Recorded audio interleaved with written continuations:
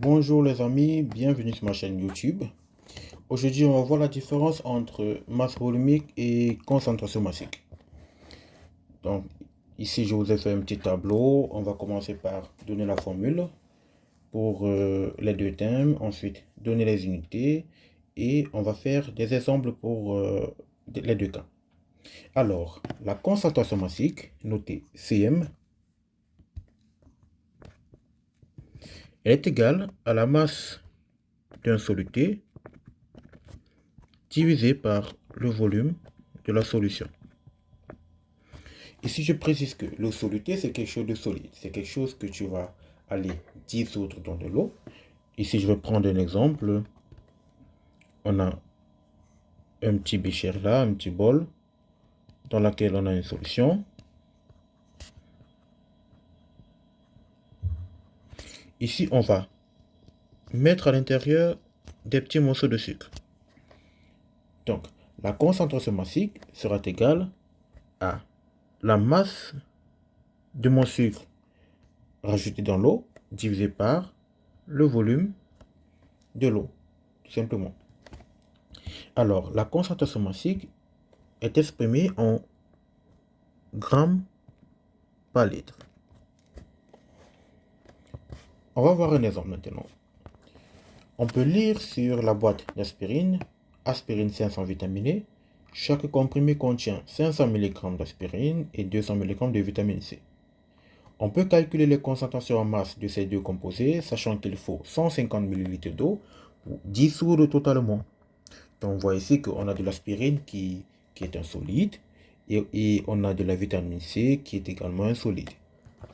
Donc, pour calculer la concentration massique de l'aspirine, j'ai besoin de la masse de l'aspirine, que je vais convertir en grammes, et j'ai besoin de mes 150 ml que je vais convertir en litres.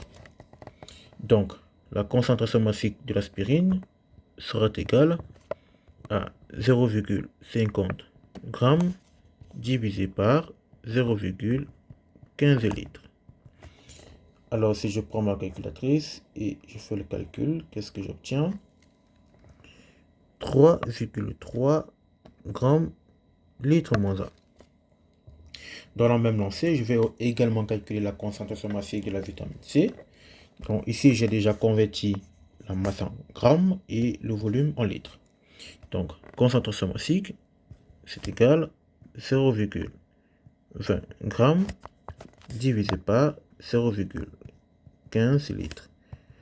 Tout calcul fait, j'obtiens 1,3 grammes litre moins 1. Donc, si j'ai besoin d'interpréter ces résultats-ci, qu'est-ce que je peux dire? Il y a 3,3 grammes d'aspirine par litre de solution. C'est tout ce que ça veut dire. Et également 1,3 g de vitamine C par litre de solution. Maintenant, on va passer à la masse volumique. C'est quoi la masse volumique? La masse volumique, on la calcule pour des matériaux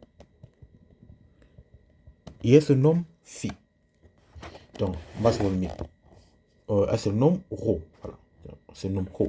La masse volumique ρ de matériau est égale à la masse de ce matériau divisé par le volume du matériau. Il est également exprimé en grammes par litre, mais généralement, on l'exprime en kilogrammes par mètre cube, parce que ici, les matériaux sont plutôt volumineux. Donc, on peut retrouver une première différence, c'est que sur le numérateur, côté masse volumique, on a la masse du matériau. Pourtant, côté concentration massique, on a la masse du soluté. Donc, ça veut dire, côté masse volumique, si j'ai un morceau de pierre là, sa masse volumique, c'est la masse de cette pierre-ci divisée par le volume de la pierre. Et vous voyez très bien que c'est différent de lorsque j'ai de l'aspirine que je vais dissoudre dans un certain volume d'eau. Donc voilà d'où vient la différence entre les deux termes concentration massique et masse volumique. Dans ce petit tableau, on peut également voir là la masse volumique de l'eau. qui est de 1000 kg par mètre cube.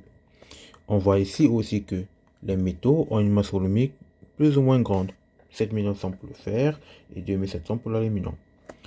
Le polystyrène expansé, qui est un bon isolant, a une masse volumique de 15 kg par mètre cube. Merci d'avoir regardé cette vidéo. J'espère qu'elle vous a aidé à finalement savoir la différence entre une masse volumique et une concentration massive. Je vous retrouve dans une prochaine vidéo. Portez-vous bien et à plus. Peace.